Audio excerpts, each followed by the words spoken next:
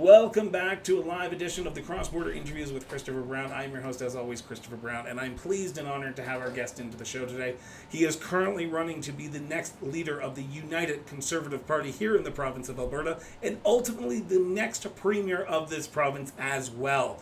Dr. Raj Sherman. Dr. Raj, thank you so much for doing this. Greatly appreciate it. Chris, thank you for the invite. It's an honor to be here, and everybody out there, I appreciate you taking the time to spend some time here with us. I guess I should have asked this beforehand in our pre-interview, but do you mind if I call you Raj, or how would you like to be best? Mr. Raj Sherman, Dr. No, Sherman? Raj is good. Raj is good. Awesome. I've started all my interviews off with every political candidate for any position, or former candidate, former politician, the same way. You're no exception. Where did your sense of duty to serve come from? You know, it probably came from my parents and my grandparents. You know, they were born into a country where there was no freedom. My mother is a strong woman, and she played a very integral role in my life. My mother was in the house when the Queen's uncle, Lord Mountbatten, negotiated the independence of India with her grandfather and their friends. And so I was born into a refugee village in India in 1965. My parents had to flee because the division of northern India was done when Pakistan was created. Yeah. You know, if you're one religion, you had to go to one side. It was a horrible time in human history. So I was raised in a humble area by really strong people who believed in a sense of personal responsibility for the country, and the freedom was achieved without fighting a war. It was the negotiations. They told the British, stay here, guide us. So yeah, democracy is very important to my family and to the country that I grew up in. What got you involved in politics here in Canada, though? Because that's the ultimate question that a lot of people are looking at their politicians today is, why can we trust you to lead us through this this world that we currently reside in? So why did you decide, as a doctor, to get into politics? You know, it's interesting. I myself am and was just as cynical as everybody else about politics here. What? What are you talking about? People aren't cynical about politics, are they? You know, in 2004, I was a single parent working God knows how many shifts in emergency, flying with stars. And I have a construction company on the side. I'm coaching my kids' basketball and soccer teams, and I'm playing my own sports. I was a busy guy. And I was invited to a meeting by doctor colleagues of mine, and the Alberta Medical Association were having meetings. I went to the washroom. When I came out, I was elected the head emergency doctor in the province. So this is literally how it started. So what you're saying is don't leave a room when an election's going on. Yeah. And we had a healthcare crisis because 1 million people showed up to Alberta because of the oil boom in a very short period of time. You know, we had the crisis. I started working in ER in 1992 in an inner city ER in Edmonton at the Royal Alec Hospital, and we were all family doctors, and the residency started. So I was the first residency trained emerge doc from the Edmonton program. I guess I'm sort of the Arnold Schwarzenegger, the T-100 Terminator model of ER docs in Edmonton. But it was in crisis, and we always said, look, it's not the ER crisis. When the ER is in crisis, it's a system issue and a societal issue. You know, societal, people didn't have houses, homelessness, poverty, addictions, mental health, violence in the streets. That all comes to the Royal Alec ER in the inner city. I mean, the system issues, nobody had a family doctor. So people didn't get a checkup for a week, and now they're so sick, we had to care for them and admit them to hospital. Hospitals were plugged up by seniors that didn't need to be there. There's no accountability. So we went on an advocacy campaign to educate and advocate society, the people who ran the system, and politicians. And I ran into Dave Hancock, and he was a minister at the time. I go, Dave, geez, you sound like a pretty nice conservative. I thought you guys were all scary. And he said, Raj, I want this problem fixed. And he listened to us. We gave him evidence-based solutions. And Minister Hancock, he's a judge now. He convinced me to run for public office. On 2 weeks' notice, I ran for a nomination. I knew nothing about politics. So here we are. You have been a public figure for some time. People will know who you are from your time as a PCMLA, as the time as the Alberta Liberal leader. You have left politics, but you've decided there's a calling. You need to come back. You need to run for the position of UCP leader and ultimately the next premier of Alberta. I wanted to ask the million-dollar question. Why you? Why now?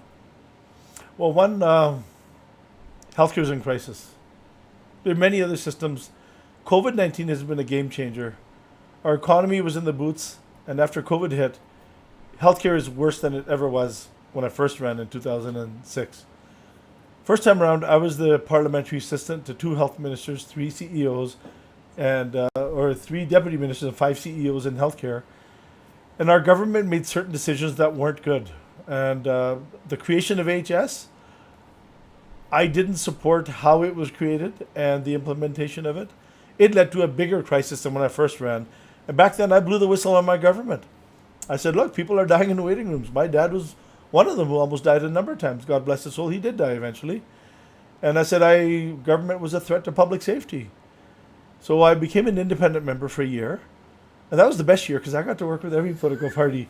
I didn't have to listen to a leader or a party and just parrot their speaking notes. I could be myself and do my job as an MLA, which was really, my bosses were my constituents. Yeah. And it bothered me that you had to vote the same way all the time with 70 people on 100 issues. That's not possible. And votes were ripped. That really bothered me a lot. Then Dr. Swan had resigned, Premier Stelmach resigned. So I became the Liberal leader. I was the outsider Conservative. Me and a handful of friends. We came in from the outside. We inspired a lot of people to join the Alberta Liberal Party at that time. They went to 30,000 members and supporters. 25,000 were mine. And really humbled to receive that support on first ballot. As outsider, we came in. We worked with the Liberal caucus. Brought in something they didn't have, which was government experience. We said, look, let's not criticize everything government does, because if we formed government, we'd probably do 80% of what they're doing. What they're sort of doing right, we can improve. When they're really off base, oh yeah, we will embarrass them, and we will also provide solutions at the same time. Laurie Blakeman, Kent Hare, Dr. David Swan, Darshan Kang, yeah. Really good MLAs. I couldn't have done this job without them. As an outsider, we were able to stay together as a team, succeed, and accomplish good things. So I lived a lifetime in politics, and a lot of that work, because of COVID and other issues, has been undone. And I'm older and wiser. And my kid said, Dad, you got to get back in. So it goes to the question then, why now? What is it about this? Like, we talked about the healthcare system being undone, but why the UCP? Because I think there's a lot of people out there who are looking at you and going, okay, you're a PC, you're independent, you were a Liberal MLA, but now you are wanting to run for the UCP. What is it about the UCP that drew you to that party, to that you said, you know what, that's where my home is now. My home is the UCP, and there's a lot of Albertans out there who are looking for a home, and they would find it under a Sherman's UCP government. I've always been many people have criticized me because I've gone to different parties. One as a leader. I've always been a fiscal conservative. I'm Indian. My mother played a very big influence in my life. And managing money properly. And secondly, people need jobs. You can't pay for anything nothing's getting paid for if nobody's working. No taxes are being paid at personal level and at the corporate level. Socially, I've been very open. Socially, I'm a progressive. I've always been socially progressive and fiscally conservative. In fact, when I was Liberal leader, we literally moved the Liberal Party to the center-right. We literally changed the colors to blue and red. I've been open. I've been a Paul Martin Liberal and Lawrence Decore Liberal, and Premier Lougheed Conservative and Ed Stelmach Conservative. To me, there's actually no difference in the values. The values are the same now. There's a leadership race, so I represent the former progressive conservative voice, or the blue liberal voice. I'm a moderate when it comes to social values, and I'm a fiscal conservative. But there will be some people, and I apologize to interrupt, but I got to ask this question because the UCP is the party of two parties, the PCs and the Wild Rose. How would you be able to balance the united Conservative Party? Because there is concerns that there are two fractions in the party, and this is why we're in the position where we are with the UCP, is because both sides weren't getting along. Why do you think you'd be able to unify the party to ensure that you guys win the next election and ultimately beat Rachel Notley? We already did a dry run of this when I was Liberal leader. I was the outsider who came in, and they're quite strong with environmental policy, very left on environmental policy, and I talked to them, I explained to them, hey, certain things need to change, certain things will keep the same.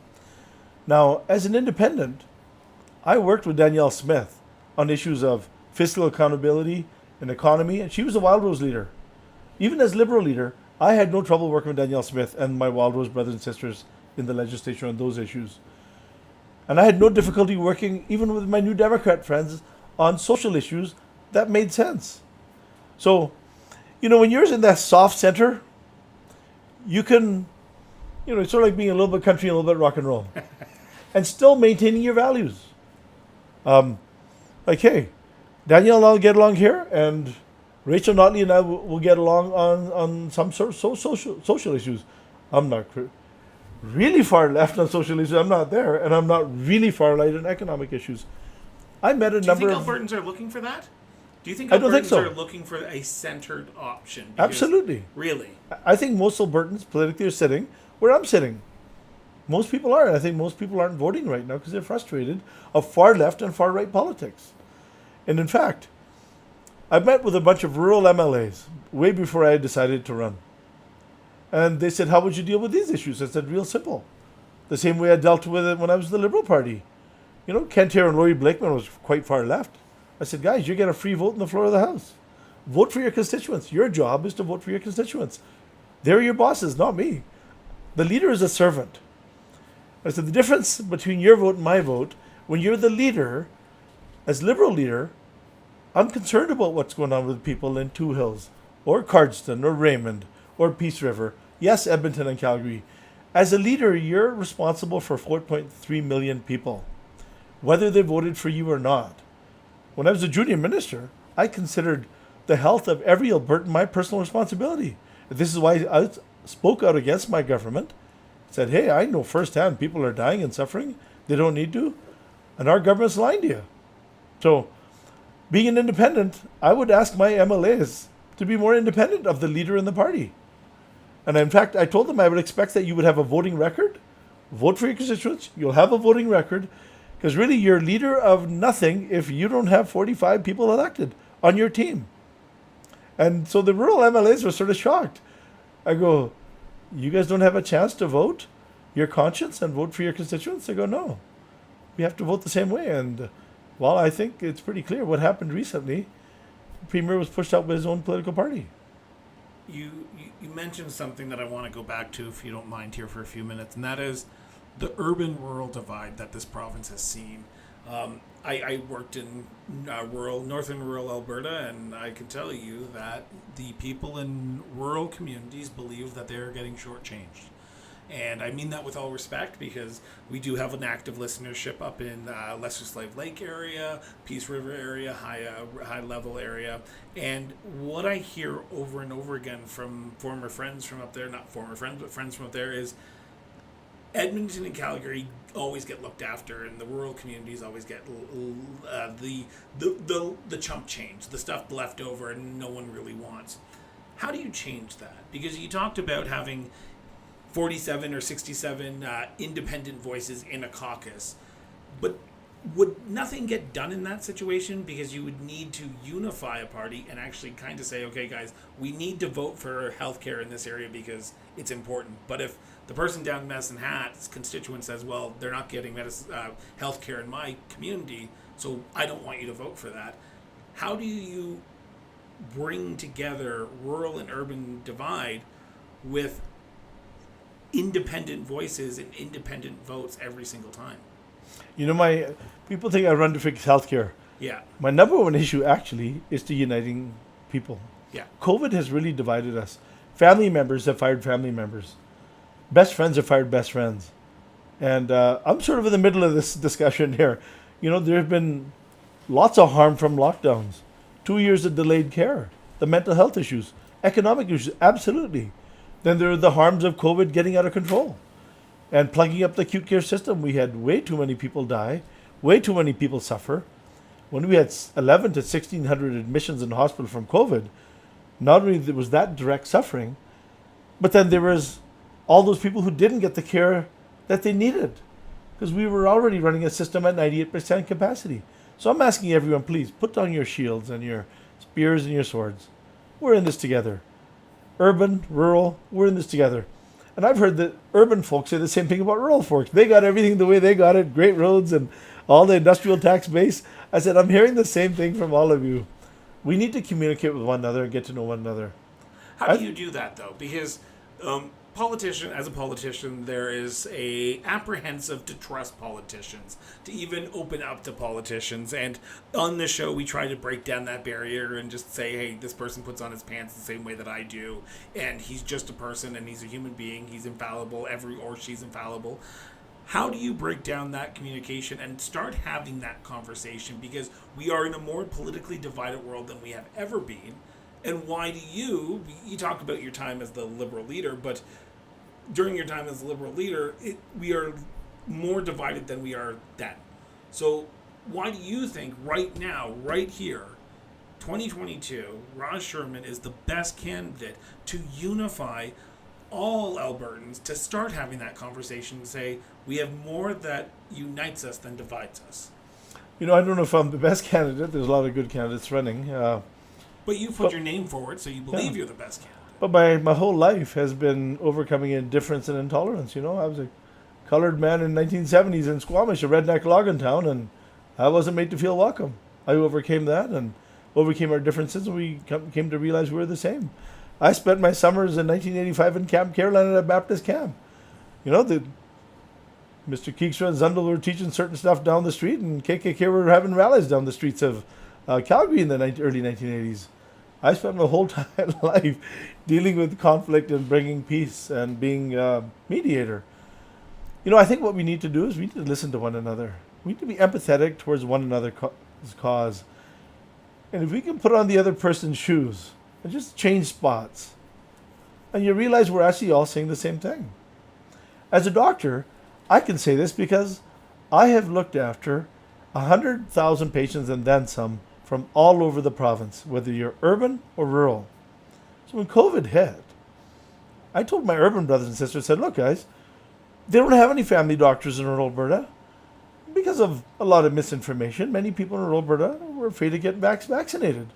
Like Ryan Jesperson said, aren't you mad, Raj? Ryan, how can I get mad at somebody that's suffering and who's a victim? People were dying in front of us.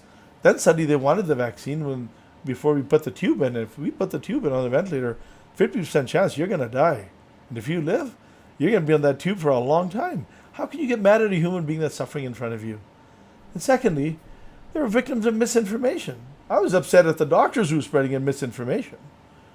I wasn't upset at the patient. So what happens in Two Hills affects us in Edmonton in the health system. And what happens to us in Edmonton if we have seniors plugging up at the hospital in Edmonton and poor homeless folks that are on the street that are drug addicted, with meth and fentanyl crisis that we have in the streets of Edmonton, if they're in hospital, you can't come into the hospital from rural Alberta when you need that specialized care. We're all in this together. And I'm a small town boy who grew up in rural India, rural British Columbia. Yeah, I live in the big city now, but I spent my whole life caring for and comforting, sometimes curing, people from all over the province. And that's something different that I bring, and I'm not a politician. You have been crisscrossing this province. You were just in Medicine Hat, Lethbridge. You are going back up to Edmonton. You're making a stop here for the show, so we thank you so much for that.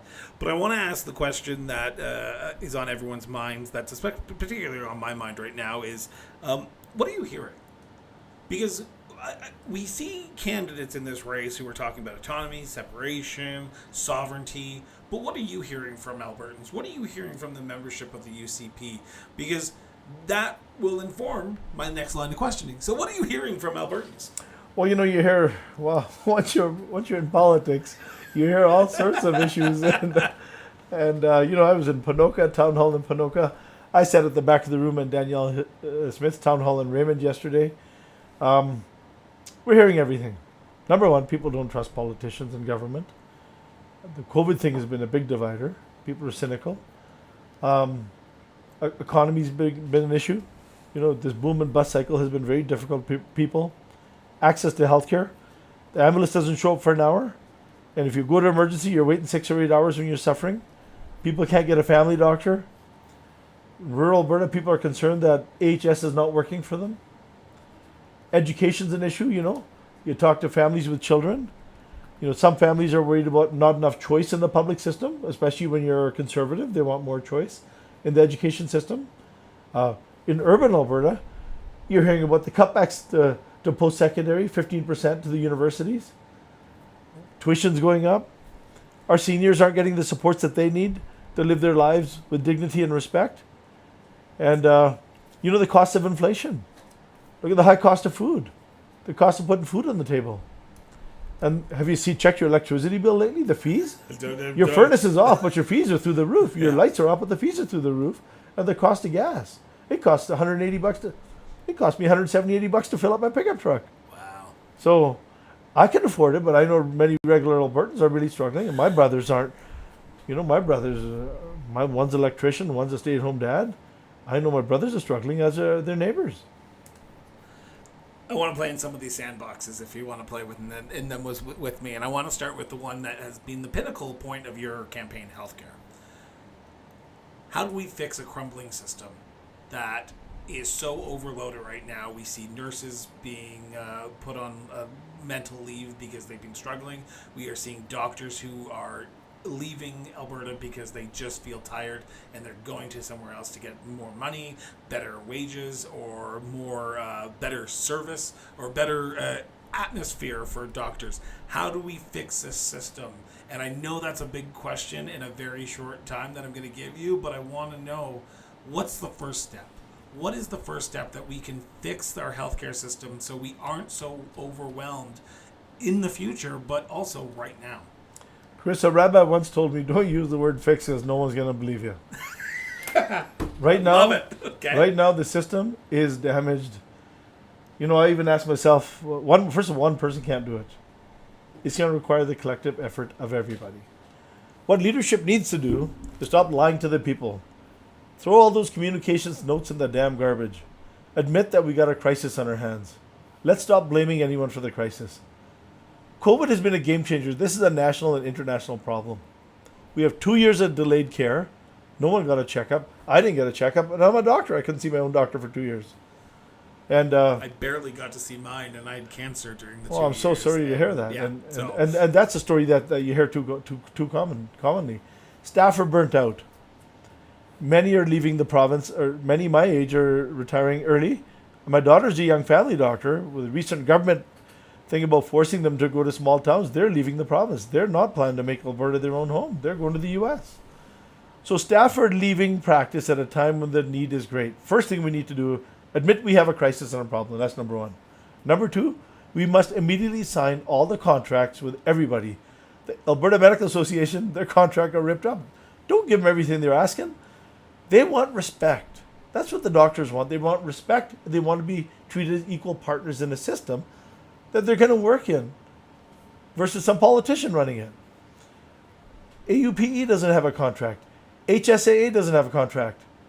The nurses have a contract, but let's sign all the contracts so we can give reassurance. We have a massive surplus coming. Reassurance to all the frontline staff who literally put their lives at risk during this deadly virus. I was sick as a dog for a month, Chris, before vaccine, November 2020. I didn't get out of my condo for a month. I was so sick. Staff literally we need to acknowledge their efforts. In fact, even go and give them a bit of a bonus, but at least sign the contract. And secondly, now we can retain the staff we have, show them love and respect. We can attract new staff. Now, it's a crisis. What I'm going to say is going to be a bit controversial. I think we need to dissolve the AHS board. They're all politically appointed by the NDP and the Conservatives. We need to put in an interim administrator who's an expert, who will put together a team of healthcare experts from across the country, across the world, and right here from Alberta. We need to put former deputy ministers and AHS CEOs on the board. We need to put the Health Quality Council on the new emergency board. I would put the deans of the medical schools there. I would put the regulatory bodies there, the College of Physician Surgeons and CARNA, and the regulatory bodies of the other professions, pharmacists and the allied health professionals. Let's put the unions as non-voting members. Everyone has something to contribute.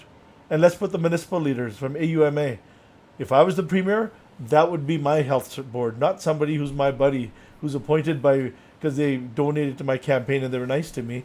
They'd be people who actually are concerned about the community and they can play a role. If I told you that 15 to 20% of hospitals' beds were plugged up by people who shouldn't be there, like seniors or homeless, what would you do, Chris, or anybody else out there? You'd say, let's get them out. I would be honest. I would say let's get those people out. But also, if I knew so, and I'll be honest here, and I'm not trying to take away from your story, but during the first year after I was diagnosed with cancer and I was going through radiation and chemo, there were days when I would not go to the hospital because I would not want to overwhelm the hospital system. So I would sit in my house and suffer, having seizures, having moments when I wouldn't be able to move my legs. And I'm not the only one. I'm not the only one. Like, I would love to have said that I would have loved to have gone to the hospital, which I would have, but COVID was running rampant. We did not know all the details, and I sat here and I said, it's already overwhelmed, and I can't put myself in danger where I'm potentially taking up a bed, which someone is going to die from COVID if it happens. So, and that's what I would say. Well, this is the issue. Many good Albertans don't want to be a burden, and then when you present, they present really late. Yeah. When you present late, you suffer a lot more, and now we have a lot more work to do. If you're not feeling well, you go to a hospital or call 911. The ambulance should show up within 8 minutes, 19 times out of 20. If you go to emergency, you should, if it's a, we're dealing okay with cardiac arrests and knifings and stabbings and massive trauma. Yeah. But if you go show up with a headache, chest pain, belly pain, unless it's a massive heart attack, you're waiting anywhere from 4 to 8 hours, and many people are leaving without treatment. When they leave without treatment, they come back if they're sick. Heck of a lot sicker. If it's something fatal, you know what? I got mortician friends of mine telling me that, you know what, they called the hearse because the ambulance didn't show up for an hour and a half. So the system is dangerous right now. Dr. Paul Parks, he's AMA president-elect. He's been on the radio and TV all over the place. I agree with him. Okay? So the way to do this is, let's get the seniors out and let's stop them from coming in. Let's invest quickly, swiftly in home care, seniors community supports. We got to work with the municipal leaders. Heck, we could rent a bunch of hotels tomorrow. Let's rent a bunch of hotels tomorrow in Edmonton and Calgary, where all the big hospitals are, and let's just hire the staff. It only costs $150 a room. They clean the room. Let's embed the staff. We don't need to build any buildings right now. We can get these folks out, get the support. Now a hospital can function as a hospital. Yeah. People who are admitted to emergency for a day or 2 or 3 days can now go up, and now we can take the sick person off the ambulance stretcher and out of the waiting room in. It's not the sore throat and runny nose going to emergency caused the crisis. It's we got 60 beds in the back. 30, 40 are plugged up by people who should have been upstairs 2 days ago, but they can't go up because grandma and grandpa and some homeless folk is plugging up that bed. We can do this tomorrow. Work with the hotel industry and get these folks out. Secondly, we need family doctors. We need lots of them. The government passed a bill called Bill 25 telling young doctors they have to go to rural Alberta. My daughter's one of them. Prior to this bill, 85% of young doctors' residents were going to stay in Alberta. Now, 75% are planning on leaving to either British Columbia or Saskatchewan, or you know what? The United States is coming here, picking off all our staff all over again. Nurses and doctors, you name it. They're flying them down there, first-class flights. They're wining and dining them. They're not paying them with funny money like us Canadians have. They're paying them with real American dollars. So this is a problem. We must reverse that legislation, tell the young doctors we love them, sign the contract, they're going to get paid, and we want them to stay here, serve the community that they grew up in. We have a whole bunch of our young doctors who've left the country, who educated elsewhere, Ireland, Australia, Bahamas. The government cut post-secondary education by 15% because the economy was bad. We have money now. Let's invest in the assessments, practice assessments in the medical schools to get these folks working and into the system. We have foreign docs here. The real solution actually is rural medical schools, training family doctors in Lethbridge, in Grand Prairie, in Fort McMurray, in Red Deer, in Medicine Hat, training the whole healthcare team there.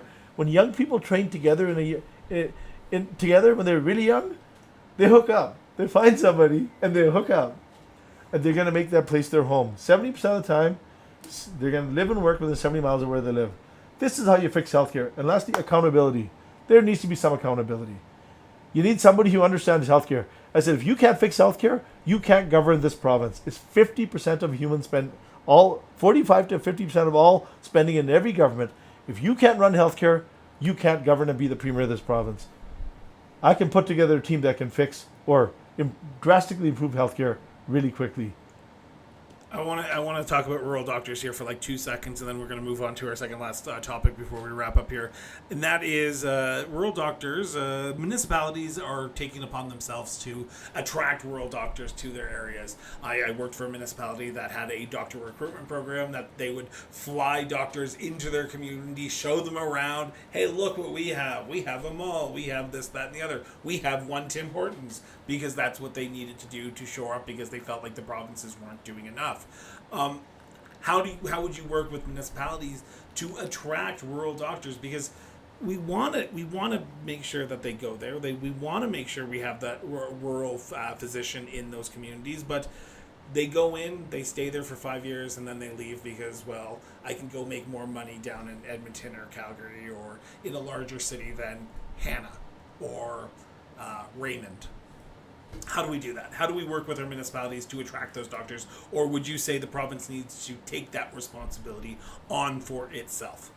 That's a robbing Peter to pay Paul. That's essentially what we're doing, shuffling deck chairs on the Titanic. It's a very expensive Band-Aid. Mm-hmm. And frankly, it's been 30 years. And it's not working. The way to do this is bring our kids back. First of all, the kids that we're currently training, the government made a mistake in passing that law. I would reverse that law. Encourage our current kids that we're training to stay here and serve our province. Secondly, bring our kids back from across the world to work in rural areas. Sign a 2-year contract so that we'll give them their medical license. We have a lot of foreign trained doctors. The joke is we've got the most educated taxi fleet on the planet. Yeah. We have foreign trained doctors that are here right now. Let's see if they can get up to our standards. If they can't, we got to invest in their education, re-education to our standards, and let's get them working. And say, you know what, you got to go rural for a couple of years. But the real long-term solution is rural health schools. Yeah. Okay. And that's the real long-term solution. So there's short, and one thing we can do immediately, another thing is let's hire every nurse practitioner into the primary care networks to work alongside doctors, and let's hire nurses in emergency. I was a small-town family doc when I started. In ER, there was no specialty. We were all family docs. I do what I'm trained to do as a doctor, highly trained to diagnose and make the treatment plan. We write it down, we give it to the team. We work such a fantastic professional team to execute the plan. Let's get the doctors in the community who do that hard work of family medicine, geriatric medicine, mental health medicine, pediatric medicine. This is tough medicine, hard work, and it doesn't pay a lot either compared to some of my other colleagues. Let's get them the team in the community to do that job. So let's invest heavily in the primary care networks. You know what I would do? You really want to fix healthcare long term? Yeah. Let's put an ATCO trailer in every school parking lot, and let's put a school nurse, a mental health counselor, physical activity counselor, and let's connect the primary care network to there. Because let's stop a glut of illness that's coming down the pipeline. It's not the seniors. It's their kids and grandkids getting their disease in their 20s and 30s. We got 20-year-olds with type 2 diabetes and hypertension and obesity, and we can manage this for 60 years? The cost of managing it. So let's work on the prevention side of the system. When the kids are young, let's get them eating healthy, moving more, addressing these things early. When young people turn 18, we got a baby boom. And guess what? They get fired by their pediatrician, and they are last in line in the adult health system. And we got so many young people right now dealing with mental health issues and medical issues, and they got nobody to care for them. And that's why let's connect these primary care networks to the school system via nurse practitioner, via the school nurse and the mental health counselor. This is how we do it. It can be done, but it will require leadership that understands the problem, and a commitment in funding this. Speaking of funding, I want to turn to the other big topic that I want to talk about today, and that is inflation. You talked about it earlier in your statement a few minutes ago, and you know that people are struggling right now. People are struggling with high gas prices, high food prices, high electricity prices. People are struggling. We can't wait. And I've said this to every single candidate who's come on here. We can't wait for a solution in October or even later. We need a solution today. While you're not leader right now and you're running to be the leader, what can we do to help Canadian, or Albertans, I should say, from from here in Calgary, Edmonton, up in Fort Vermilion, in Banff, in Vermilion. What can we do right now as a government, as the UCP government? If you were talking to Jason Kenney right now, what would you say to him to do to get this issue fixed, but also help Albertans who are struggling? Chris, my mom and dad worked in the mill, mom cleaned toilets in hotel rooms, and they had 4 boys in a small town where we grew up. And mom and dad struggled through this regularly. The days when the milkman used to drop some milk at the door and you get a little bit of money in the mail for your children if you had children. That made a huge difference for my parents into getting us clothing. And it was cheap clothing. My mom would negotiate with the people at the field store and the sand store. We got to help families out, people that are struggling, because if they can't afford to stay in their homes, they can't afford to feed their children, you're going to end up ill, you're going to end up sick, and you're going to end up in the emergency department where I work. This is why I'm running. I told my children, I said, I've seen enough. Enough is enough. I'm fed up. I got to get back into public office. And we have a big surplus coming. Well, let's help families out with that surplus. Okay? Let's help get down the cost of the bills. Let's find out why our electricity bills are so high. While we work on the reason why it's so high, but let's give you a little supplement to help reduce the cost of your bill. Regular working folk, they don't live in the middle of the city. They got to live on the outsides, and they don't have the fancy Tesla. So their cost of gas is going to be huge to go to work and take the kids to sports and go to the grocery store. Let's help you out with the gas bills. Let's reduce the taxes that we can. And I believe the government did do something to reduce the cost, at least gas, but it's still too expensive. Cost of groceries and clothing. Well, let's give families some rebates with that as well. So we have the money. It's the people's money. The money that comes in from all the oil and gas, it's the people's money. It's not one premier's money. It wouldn't be my money if I'm premier. It's not mine or my MLA friends. It's your money. You're struggling. Let's give it to you. Like, guys like me don't need it, by the way. I don't need it. Don't give it to guys like me. Okay? I got more than enough. In fact, I should be donating some of my money that I currently have, and which I am, personally. But let's give it to those who are truly struggling and those who are, falling behind the poverty line. The moral test of a government is how you, treat those in the twilight of their life, the children, those in the dawn of their life, the elderly, and those who walk in the shadows of life, the sick, the handicapped, the disabled. This is that time for us as Albertans. And I believe the life that I've lived, working in an inner city hospital, Alberta needs an empathetic leader whose heart bleeds for you. I was not going to ask this question, but we did have a question come in. Listening via the audio show on their website right now. Jonathan, I don't know his last name, all it says is Jonathan. He wants to know, I'm going to read this here. What is your position on the current K-6 curriculum, and would you overturn it? My belief has always been, you got to talk to the people that do the work. And you got to talk to the people who are affected by the work. We need to review the decision. Yes, it's very important. Parents should have a say in what their children should learn, as should students. But you know what? Teachers, they're doing the teaching. They got to be at the table. They have to be, as well as some international experts, because we got to see for our educational system if we're on par with what the rest of the world's going to be. Because at the end of the day, societies that out-educate us today are going to outperform us tomorrow. And the same thing was with the health system. The nurses need to be involved, and the doctors need to be involved. You know what? The most important person in the health system is the unit clerk and the environmental services folks. They'll tell you how to fix the health system. They see it all. So I've always been a believer, if you want to fix anything, you want to make any change, the leader has to sit down with the experts, which is the people doing the work, and the people using the work, which is the students and the family. So I simply think this could have been a better decision. And if I'm given the privilege to govern and serve this province on October 6th as Premier, we will review a lot of these decisions where Albertans feel that they weren't done properly. And you know what? The government did do a lot of good things as well. Red tape reduction was fantastic. We're in a surplus position, despite how challenged our economy was. So Travis Taves did a great job of balancing the budget, and I got to give Premier Kenney credit there as well. There are other decisions that I would review. The education decision would be one of them. Okay, well, I want to ask one last question, then we'll turn to the wrap-up here, Raj. And that is, this is more of a personal question, just for my own clarification. Hypothetically, you don't win this leadership race. Will you run for the UCP or will you run for a nomination in the upcoming 2023 Alberta provincial election, even if you don't win? You know, that question's been asked to me by many MLAs. Okay, I good said, to know that I'm not the only one. No, who's you're not the thinking only that. one. And I said, guys, I'm going to be brutally honest with you. Number one, I need to know what the Premier's direction is, whoever the Premier is. What's their direction with the government? What are their policies, and what do they want to do with the province? And most importantly, what do they want to do with healthcare? And what role do they want me to play in it? I said, I told these young newbie MLAs, they're first-term MLAs, I said, guys, I'm an old dog. I've done this. I've done this rodeo before, and I said, hey, if they want to privatize healthcare and hack it to pieces, I'm the wrong guy to ask because I'll beat the snot out of them again. And you probably don't want me sitting with you.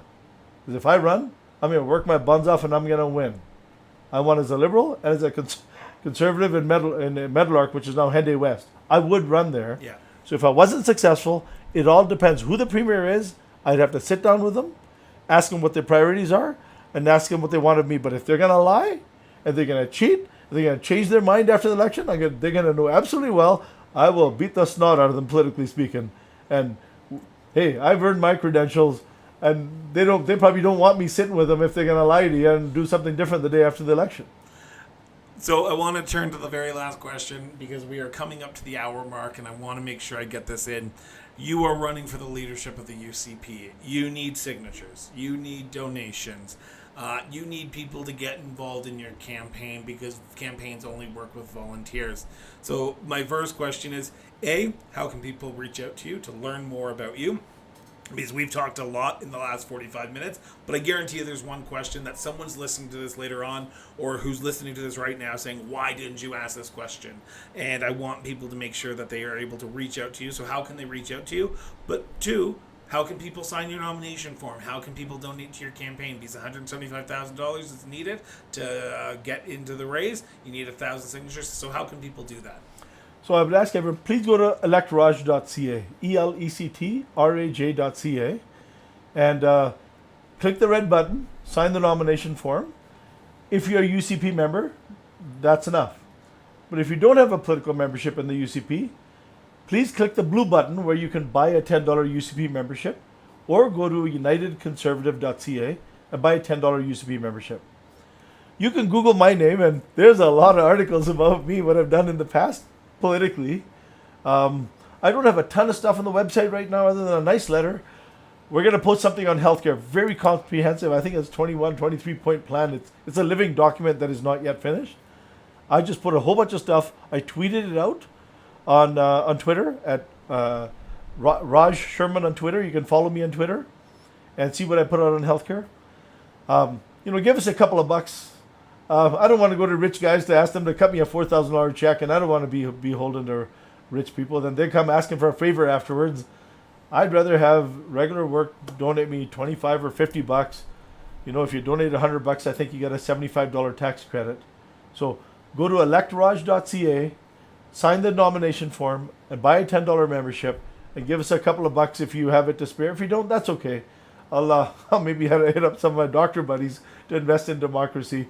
And we're just going to get out to the people. I need 1,000 signatures. I only have about 400 because I'm one of the last people to enter, and I don't have any UCP party membership lists. I have no MLAs endorsing me. So guess what? Whoever supports me, I'm going to owe you. I'm going to fight for you. And I'm fighting for the regular common working folk because that's who my parents were. That's who my brothers are. And that's who most Albertans are. And frankly, I want to put power back in the hands of the people. That's the most important thing. There are too many political lobbyists and backroom boys, and they know who they are, and they know I know who they are, and they know they're going to have to compete for contracts and not get paid much for them because I'm a cheap East Indian. I'm going to get Albertans value for money from industry, from unions, and we're going to get you world-class services. I believe in 5 years from now, if I'm given the opportunity and the privilege of serving you as in the ultimate position of service, and I'm telling you, I know the job, I know the gig. It's a lot of work. It's a lot of criticism.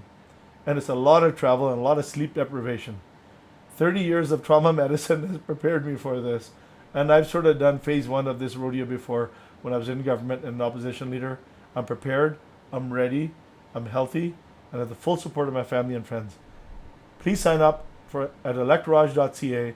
Help me get nominated. And then, if the party lets me run, I know some insiders don't want me to run because they're concerned that I was a Liberal and they're concerned about my political toughness. Because party insiders are not going to get easy money from the Premier. Okay? Yeah. And they're welcome to listen to this. And I've told them to their face, compete like anybody else. And just because you help me win an election campaign, you're not getting a government contract. Go compete. We're going to have open public tendering of contracts with double-blinded bids. How's that for fiscal accountability? So if Raj Sherman, if I'm given the opportunity to govern, we're going to unite the province. We're going to have a diversified economy, knowledge-based economy. We're going to invest. I'm talking 3D printers manufacturing plastics, another refinery. We're talking pharmaceutical companies manufacturing drugs in Alberta. We're talking a pipeline, a transportation utility corridor to Churchill, where we buy Manitoba's hydroelectric power late at night. They got 17 dams when it's cheap and very cheap, and it's environmentally friendly. And we send a pipeline over there to Churchill, the grain port, double hull tanker our oil to the Irving refinery, so they don't have to get it from Venezuela. And we send negotiators to Quebec, really good negotiators. Let's not say bad things about our brothers and sisters in Quebec. You know, let's cut them a deal. We can give them a few cents on the dollar, but if we get that, pipeline to that Hudson Bay, hey, we might not need an oil pipeline through Quebec. Let's get a pipeline through Prince Rupert and go through Alaska. Let's go straight up north. I'm looking at getting 3 pipelines done and maybe even a deal with Quebec. And the Americans, well, I want to get that one done after we get to Tidewater because I want world price from the Americans. I don't want to give them our oil at 60 cents on the dollar. I want to give it to them at 99 cents on the dollar. And you know, we need open, honest government. I would have free votes on the floor of the House and a voting record for every MLA. You would know what your MLA voted for. You shouldn't have to whip that many votes as a leader. I didn't whip any as Liberal leader. If the MLAs can't agree on the speech from the throne and the budget, they're probably in the wrong damn party. Okay, seriously. Yeah. Lastly, there's only a couple of votes where you'd say, guys, we need a major infrastructure project done. I want a maglev train from Edmonton to Calgary, stopping in Red Deer, going at 200 miles an hour. And I want to build Edmonton up to 2 million people and Calgary up to 2 million. Let's build up, not out, in those cities. And those city leaders have to get their act together. And they have to densify along the major transportation routes where these expensive LRTs are in. And let's have an NBA franchise in Edmonton and an NFL franchise in Calgary. Let's bring paying customers here. Let's look after our citizens first in healthcare. In fact, let's overtrain doctors and nurses. And then we can help the rest of the country do their hips and knees and cataracts. And let's bring paying customers from the United States and the Middle East to come get world-class healthcare here. We have one electronic health system. We could be the data factory, the research capital for the world on healthcare research. This is what I'm thinking. Healthcare is black gold. And let's do more with the oil and energy sector and the agriculture sector. Let's diversify that. Let's get more value. Let's not be in a rush to get that oil and ship it out. Because, you know, I grew up in Squamish. We worked in the mill. The mill's gone now. What's happening? The logs are going overseas. We're buying them back at 5 times the price. And good jobs have disappeared. With a Raj Sherman government, we're going to do amazing things. This province will go to heights never seen before. I've learned from the lessons of Premier Lougheed, and I've learned from the lessons of recent premiers that I've failed to deliver. And I've done a lot of reading. I've asked lots of questions. I've listened to a lot of people. I'm ready to govern. So please go to electrage.ca and please help me get nominated for the party and tell the party to let me run in the election. I told Travis Taves, I said, Travis, are you a chicken or what? Come on, let me into the debate. If you want to be a premier one day, get past me first, because Notley's a really smart, she's a lawyer, she's been premier. I said, Travis, come on, you guys who didn't want me running, let me run. Let me challenge you in the debate. If you can't beat me, you can't be my premier. Yeah. Or anyone else's premier. And I've been told I won the 2012 debate way back when I was a newbie leader. Against Redford, right? And Brian Mason and Danielle Smith. Yes, that's right. I want to thank you so much for doing this. But I want to start with this to my audience who are listening to or who are watching this. The links to Raj Sherman's website, to sign the nomination form, to buy a membership of the UCP, to follow him on Twitter, to ask him these questions, are in the show notes. So if you scroll down right now, if you're watching this on YouTube or if you're listening to this live by the website, scroll up or down depending on which one you're on, and you can actually click on the links there and you can find them, because this is the time when you need to get involved. If you are not a member of the party, get involved, get a membership. I believe you have until Thursday next week. It's Wednesday. Wednesday. It's D-Day for our leader. It's D-Day for our team. So Wednesday, by next Wednesday, so let's say this, Tuesday, you need to have your membership bought, you need to buy a membership and then you can sign the paperwork. Or if you're a sitting member already, get Raj on the ballot, and then you can go to his website, sign his nomination forms, and then he can submit his documentation and his money, and donate is on the website as well. So please, if you haven't already, go check it out, because I'm a strong believer in democracy, and I'm also a strong believer that all voices need to be heard. That's where this show comes in. We always love having a diverse group of voices on the show. So, Dr. Raj, thank you so much for doing this. This has been an honor and a pleasure. It has, and Chris, and on the political spectrum, to the audience, the only one who threatens former Premier Notley on the political spectrum that breaks her coalition to stop the NDP from forming a socialistic government with $100 oil is me. The red Tories are sitting on their hands in Edmonton, and half of them are sitting with the NDP, and as the blue Liberals. Not taking anything away from the current group of candidates that are running.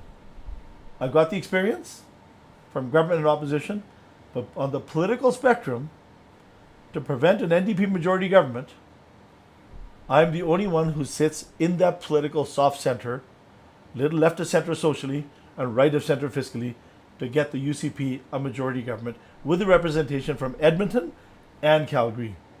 Yes, rural Alberta we got, but we got to win Edmonton and Calgary. We got to get MLAs from all cities. We can't just get 39 rural MLAs and 5 Calgary MLAs. Come on, that's not representative of the province. Yeah. Edmonton's missing out in government right now. We need 5 MLAs from Edmonton. We need a bunch from Calgary, and yes, a bunch from rural Alberta as well.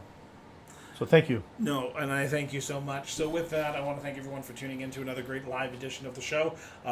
Please tune in all this week. We have other great episodes coming up. I want to remind everyone we are off next week. So not this week coming up, but next week we're off. And get out from behind social media and go have a conversation with somebody. I know that's hard to do in 2022, but go talk to somebody, because it makes our society better, it makes our democracy better, and you'd be surprised, as Raj and I were just talking about, how much we have in common compared to what divides us. So go have a conversation. So with that, everyone, have yourself an excellent day, and remember, keep talking.